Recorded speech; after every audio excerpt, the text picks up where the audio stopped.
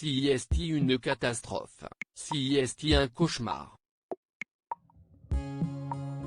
Le 24 avril 2011, Marie-France Pizier était retrouvée morte dans la piscine de sa demeure de Saint-Cyr-sur-Mer. CIST son mari Thierry Funk Brentano qui l'a découverte ainsi au milieu de la nuit, étrangement enchevêtrée dans une lourde chaise en fer forgé. Faute de preuves et d'éléments prouvant qu'il s'agissait d'un meurtre, les gendarmes ont conclu à un suicide, une théorie récemment remise en cause par le neveu de l'actrice, Julien Kouchner, qui est persuadé que ce sont les abus d'Olivier Duhamel sur son frère Victor, et l'omerta autour de l'inceste qui ont fini par tuer Marie-France Pizier. Un suicide également remis en question depuis la sortie de La Familia Grande de Camille Kouchner, dans lequel on apprend qu'à l'inverse d'Evelyne Pizier, qui a pris le parti de son mari, a toujours soutenu les enfants Kouchner, jusqu'à se fâcher avec sa sœur, avec qui elle était juste là inséparable. Pourtant, il se trouve que le dossier sur la mort de Marie-France Pizier n'a pas été refermé immédiatement après sa mort. En témoigne le dossier consulté par l'OP, qui retrace les derniers jours de l'actrice et qui n'a été clos qu'en 2012 après plusieurs théories spéculatives. L'intervention d'un tiers rapidement étudiée selon ses proches, Marie-France Pizier ne voulait pas au départ séjourner dans sa demeure de Saint-Cyr-sur-Mer où elle ne s'est jamais vraiment bien sentie, souligne-t-il. 3 semaines avant sa mort, elle avait été victime à Courchevel d'un accident de ski qui lui a provoqué une sciatique. Un pépin de santé, qui la pousse à vouloir rentrer.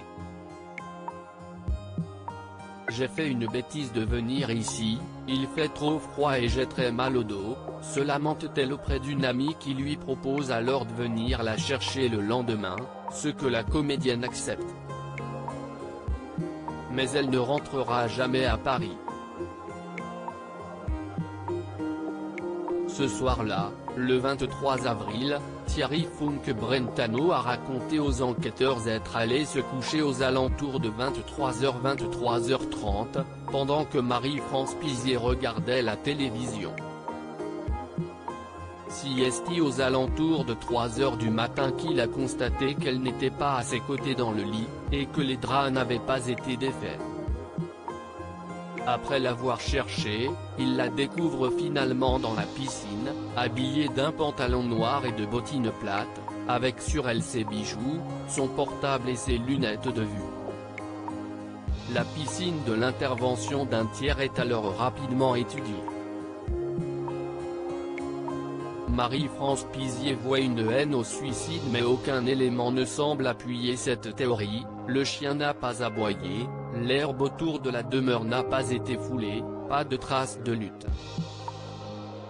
L'autopsie ne sera pas des plus concluantes, poussant ainsi les enquêteurs à pencher pour le suicide, voire l'acide, l'association de l'alcool et qu'elle avait ingéré et les médicaments pris pour sa sciatique auraient selon eux pu altérer ses sensations.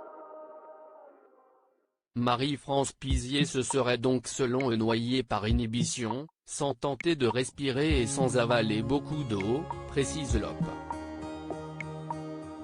Mais encore aujourd'hui, aucun de ses proches ne semble vraiment croire à la théorie du suicide, elle qui avait pris en haine cette façon de mourir, adoptée par ses parents, son père par arme à feu, sa mère par intoxication aux médicaments.